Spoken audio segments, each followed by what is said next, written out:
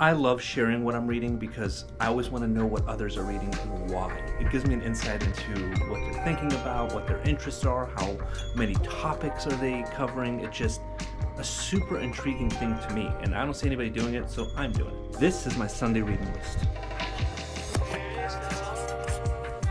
Number one, Evernote is redoing their UX in a pretty critical way. This isn't about UX though. They were built to be a 100-year company. The CEO left years ago, and ever since then they've kind of gone downhill.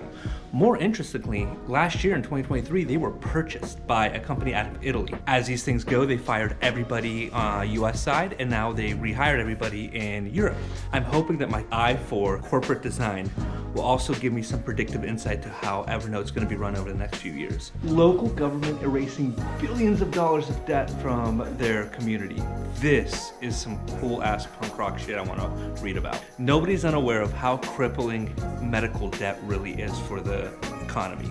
And a tremendous amount of that debt is grossly inflated by private medical groups, aka private equity. I have no clue why they're doing this, but my gut says that burden is truly crippling some local economies, and they found a way that adding tax dollars with maybe some nonprofits to ease that burden puts more money into the local community rather than money into the local healthcare system that outputs it to a private equity firm somewhere in California. That of course has an offshore account somewhere in the Bahamas.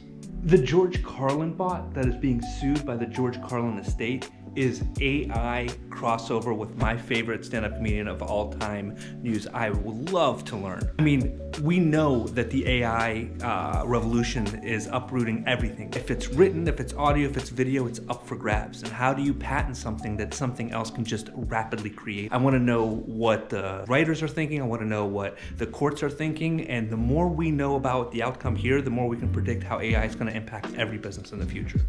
I just love this. I also saw George Carlin on one of his last tours, one of the highlights of my stand-up going to shows career. Staying on point with AI, Cambridge and Microsoft have something called DeepCoder. This is way more than OpenAI. This thing can create code. It understands coding at a fundamental level. So much so that they're gonna enter it into a competition in the near future. We're talking creation level AI. Mind-blowing. There's a lot more that I'm reading, but I am tired. We've been on a whirlwind of a road trip over the weekend, and I need an absolute break.